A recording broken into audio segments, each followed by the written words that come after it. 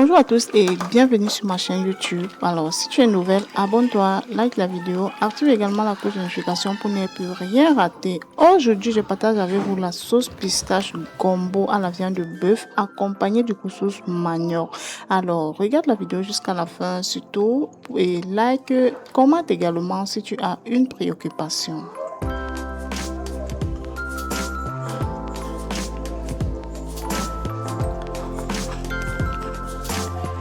Comme ingrédient pour cette recette, nous aurons besoin de 3 grosses morues, nous aurons besoin de demi-kilo de viande de bœuf, et également une poignée de crevettes, 10 grains de janson, une cuillère à café de poivre blanc, une branche de gingembre et environ 7 gousses d'ail, un peu de poivre noir. Voilà.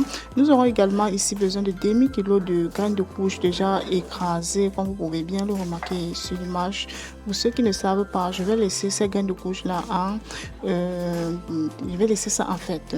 Nous aurons également besoin de la tomate, l'oignon, du piment et du poireau également. Sans toutefois oublier que nous aurons besoin du gombo pour rendre notre sauce bien gluante. Voilà. Donc, je crois que vous tous vous connaissez déjà le gombo. Et ici, on aura besoin de notre assaisonnement bouillon, c'est du fait maison. Et oh là là, notre couscous de manioc déjà écrasé.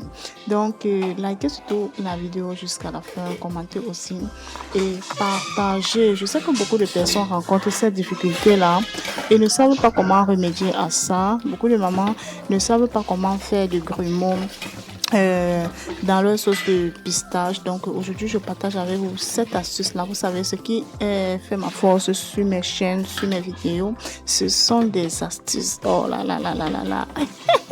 Franchement la famille. Donc je commence alors la recette par laver la viande de bœuf, comme vous pouvez bien le constater là.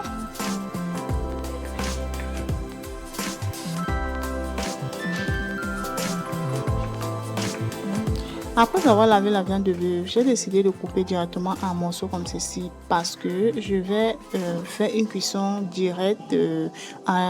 Bref, je vais faire la cuisson une fois du début jusqu'à la fin. Je ne vais pas faire cuire la viande avant de découper et tout et tout. Donc, j'ai préféré faire une fois des morceaux. Voilà. Donc, je vais directement placer ma casserole sur le feu. Voilà. Je prends mon oignon, je divise en deux et je vais hacher la moitié.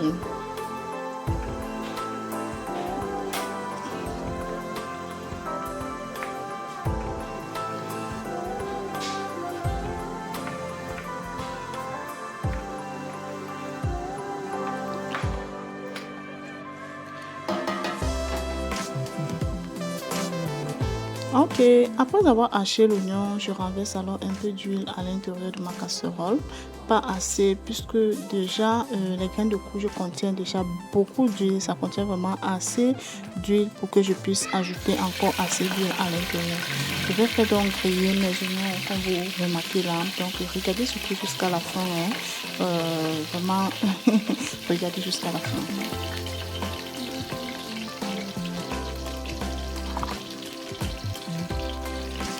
Voilà, une fois les oignons dorés, je fais revenir à l'intérieur mes morceaux de viande et de bœuf que je vais laisser dorer quelques minutes seulement.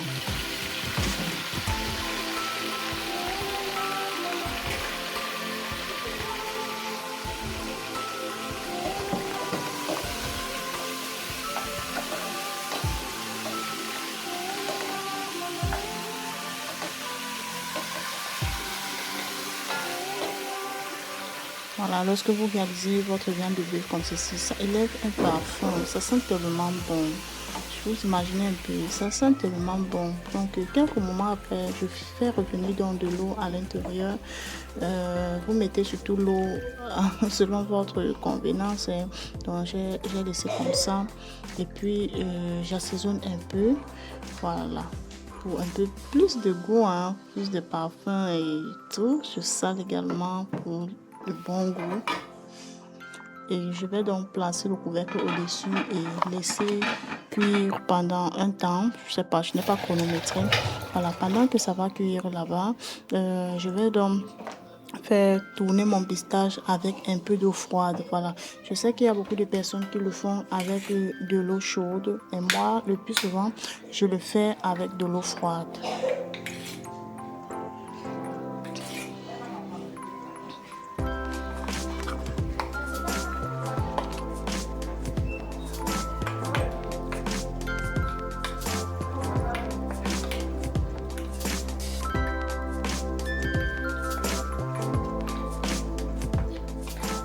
Ok, je vais réserver le pistache et par la suite, je vais passer à la préparation de mes différents condiments.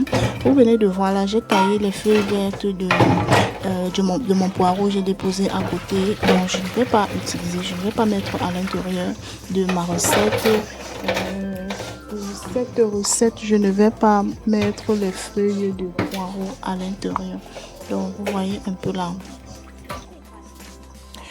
Et par la suite, je vais donc faire revenir mes légumes à l'intérieur de ma viande.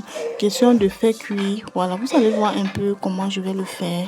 Donc, bref, ici on partage quand même, on partage les astuces.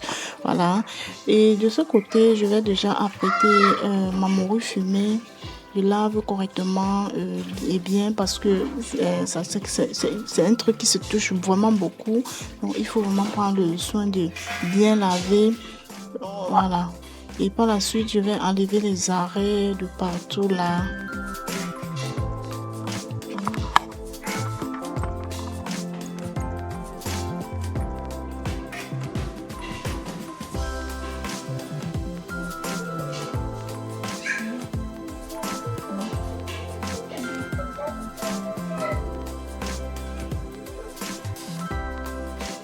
Ok, une fois que c'est fait, j'écrase dans pardon, j'écrase du gingembre, j'écrase l'ail également. Bref, je vais écraser tous les épices à la pierre. Bah, ça dépend de vous, hein. Vous pouvez écraser où vous voulez. C'est pas vraiment très important d'écraser à la pierre. Je l'ai fait là parce que je voulais. Donc, il ne reste là que des légumes que j'ai renversés dans la marmite et des crevettes également que je vais les mixer à l'intérieur de mon mixeur. Donc, ici, à présent, je vais enlever les légumes que j'ai renversés dans la marmite et à un moment pour apprêter comme je vais les mixer.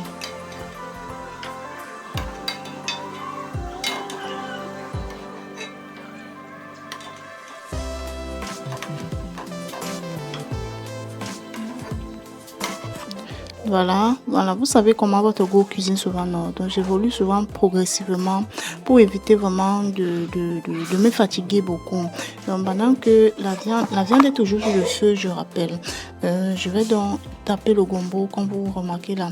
Voilà, je n'aime pas le plus souvent le gombo qu'on a tapé dans le moulinet, c'est vraiment, je sais pas, je n'aime pas trop ça puisque quand on le fait à l'intérieur du moulinet, ça cuit souvent beaucoup et je n'adore pas vraiment trop. Donc vous écrasez votre gombo où vous voulez vous piler, si vous voulez vous écraser sur une pierre comme je le fais là. Donc voilà un peu comment moi je procède. Je vais bien écraser mon gombo comme ça là.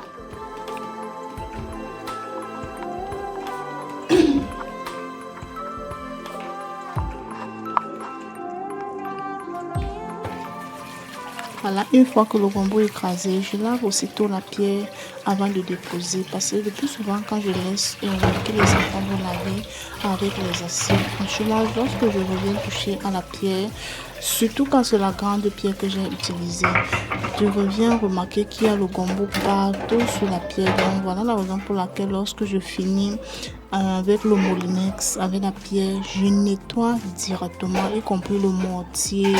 Bref, tous les trucs un peu encombrants là, lorsque je finis d'utiliser, je nettoie rapidement et directement. Donc ici, nous allons laver nos crevettes comme ça. Voilà. Et par la suite, on va renverser dans le moulinex. Voilà. Ce que je vais écraser.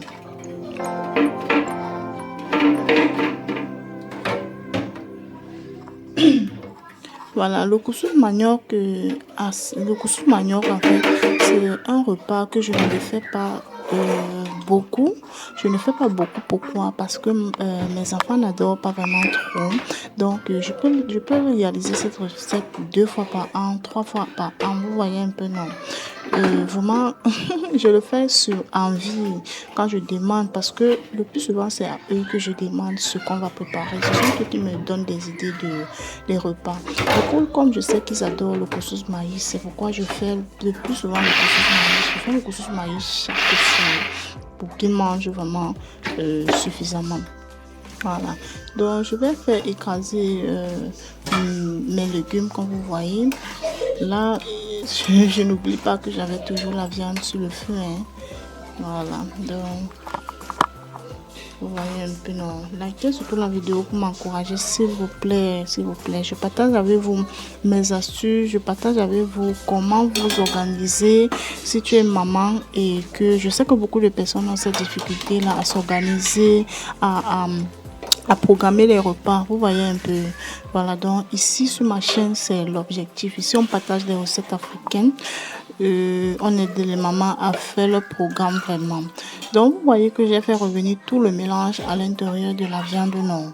Donc, ici, je vais mettre l'eau selon la quantité de mon pistache. S'il vous plaît, n'exagérez pas de l'eau. Vous voyez un peu, n'exagérez pas. Donc, j'ai raversé tout à l'intérieur ici.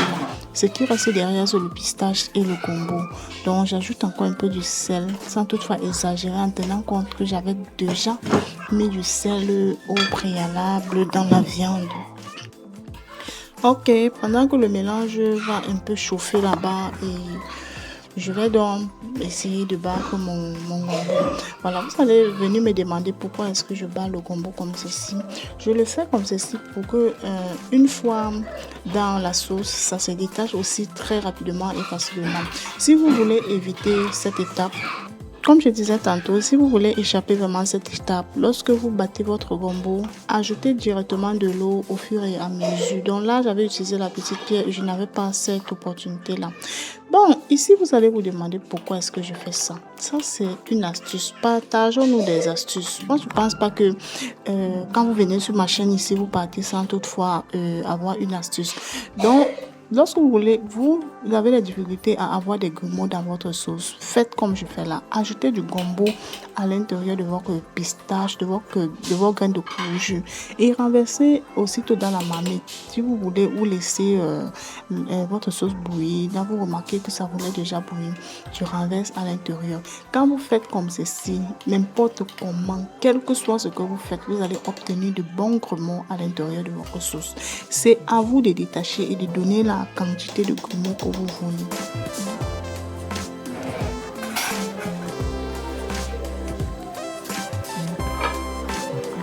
Voilà, quelques minutes après, quelques moments après, ça bouillissait déjà très bien.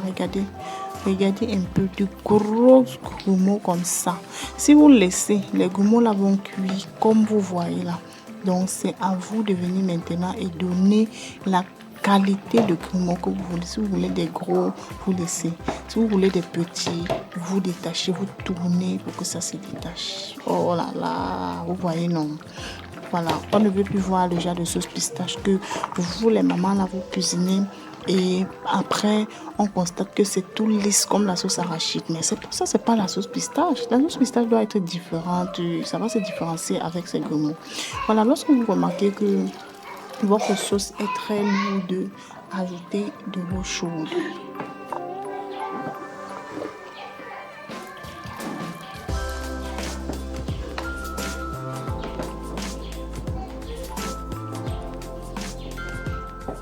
Voilà, là, moi je ne voulais pas de très grosses grumeaux. Voilà pourquoi j'ai tourné aussi longtemps. Vous voyez. Donc, faites attention à la quantité d'eau. Mettez l'eau selon la quantité de votre pistache. Donc, j'ai essayé de détacher comme je pouvais là. Laissez votre pistache cuire comme ça là, au moins sur 45 à 30 minutes avec un bon feu. On ne dit pas le feu violent, mais voilà, donc il faut aussi remuer parce que la sauce pistache c'est quelque chose qui brûle facilement au fond.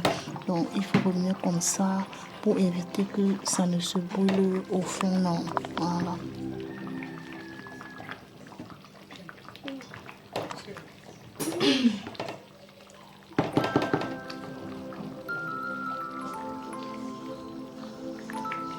Ok, une fois que je remarque que mon pistache est déjà bien cuit, donc ça je peux pas vous assurer que cuisiner ça comme ça là, environ tel nombre de minutes Vous voyez un peu, voilà, vous ajoutez le gombo à l'intérieur. Ici, là, à présent, c'est le gombo qu'on est en train de cuisiner. C'est le gombo qu'on est en train de préparer. Voilà, on va laisser le gombo bien cuit jusqu'à ce que la couleur verte là va disparaître. Je sais qu'il y a beaucoup de mamans qui adorent vraiment quand le gombo est beaucoup dans leur sauce pistache, vraiment ajouter selon vos préférences.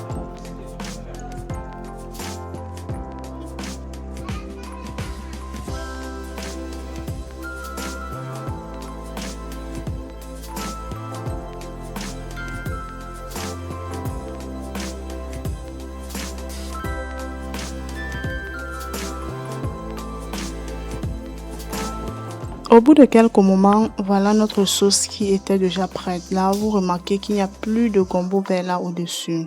Voilà, si vous avez, bref, c'est selon votre, selon vos préférences. Ici, donc, nous allons passer à la préparation de notre couscous manioc. J'avais préchauffé mon eau, j'ai porté à ébullition et j'ai divisé. Ce que je rajoute à l'intérieur là, c'est du sel. Je sais que beaucoup viendront me demander pourquoi est-ce que je mets du sel. Voilà, je mets du sel ici à l'intérieur pour éviter que ça me dérange, ça ne fermente le ventre parce que beaucoup de personnes ont souvent tendance à refuser de ne plus jamais manger le couscous manioc, tout simplement parce que ça constipe tellement, ça donne la dysenterie, ça fait mal au ventre. Lorsque vous voulez réaliser pour ce genre de personnes, ajoutez du sel à l'intérieur. Oh là là, quand vous ajoutez du sel comme ça, non. En tout cas, laisse-moi en commentaire comment est-ce que tu réalises ton couscous manioc. Donc, lorsque je constate que c'est dur, je verse directement l'eau. Oui, je mets directement l'eau à l'intérieur et puis je tourne sur le feu. Si vous voulez obtenir un couscous manioc trop tendre, vous déposez avant de tourner. Mais si vous ne voulez pas que ce soit trop tendre, vous laissez sur le feu. Oh là là, vous voyez que sur le goût local, on partage toujours des astuces, non? Donc, j'ai tourné le mien sur le feu parce que je ne voulais pas que ce soit trop tendre. Je ne voulais pas que ce soit trop tendre, voilà. Et par la suite, je vais sortir le pilon à l'intérieur. La dernière fois, j'ai réalisé mon watafoufou ici qui tend déjà à 200 000 vues. Vous êtes venu vous verser sur moi ici en disant que le watafoufou n'était pas cuit. Excusez-moi, et moi je le réalise parce que j'ai de recettes. Quand je veux cuisiner, je prends vraiment tout mon temps. Vous voyez, de la même façon que je prépare ce couscous manioc, c'est comme ça que je prépare mon watafoufou. Vous avez vu, non? Donc je renverse de l'eau à l'intérieur comme ça. Là, je vais laisser l'eau faire bouillir mon couscous manioc correctement et bien pour échapper l'odeur, le goût du cru. Vous voyez, vous avez vu la quantité d'eau que j'ai mis, non? Donc je vais faire bouillir avec l'eau aussi. Donc faites très attention. Moi, quand je vais préparer quelque chose que je sais que je vais nourrir mes enfants, je vais nourrir ma famille, je prends vraiment tout mon temps. Mais si vous voyez que j'ai fait des erreurs quelque part, n'hésitez pas à me les laisser en commentaire. Je serai vraiment très très contente. Donc, j'ai laissé bouillir comme ça pendant un temps. Vous voyez un peu, ça mijote très très bien. Regardez, regardez très bien. Avant de venir vous verser sur moi en commentaire, non. Regardez très bien. Moi, je ne sais pas si le couscous manioc qu'on tourne directement, on dépose là. Non, je cuis bien mon couscous manioc comme ça. Donc, je vais encore très très bien tourner ça sur le feu comme ça.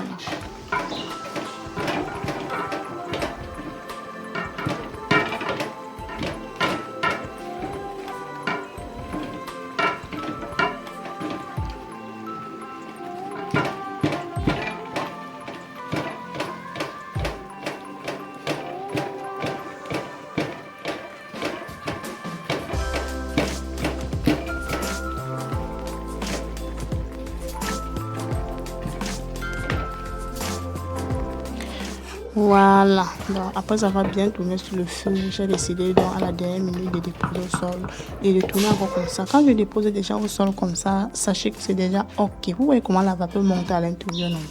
Ça veut dire que j'ai bien préparé mon couscous manioc. Donc je vais tourner bien comme ça là, et ce sera déjà la fin de la cuisson et puis nous allons juste servir. Donc, vous voyez un peu, le couscous manioc n'est pas trop mou et ce n'est non plus trop dur. Voilà, c'est moyen. Oh là là là là là là, regardez, regardez, ouf. Regardez quelque chose, il n'y a pas les grumeaux dedans. Malgré que j'ai tourné là-bas, c'était vraiment très dur. Ouf. Il n'y a pas les grumeaux à l'intérieur. Bon, moi je n'aime pas la sauce pistache quand c'est trop liquide. J'aime quand c'est un peu lourd comme ça. Voilà pourquoi j'ai réalisé ça comme ça là. Oh là là, si la recette vous plaît, la famille, likez surtout, commentez aussi.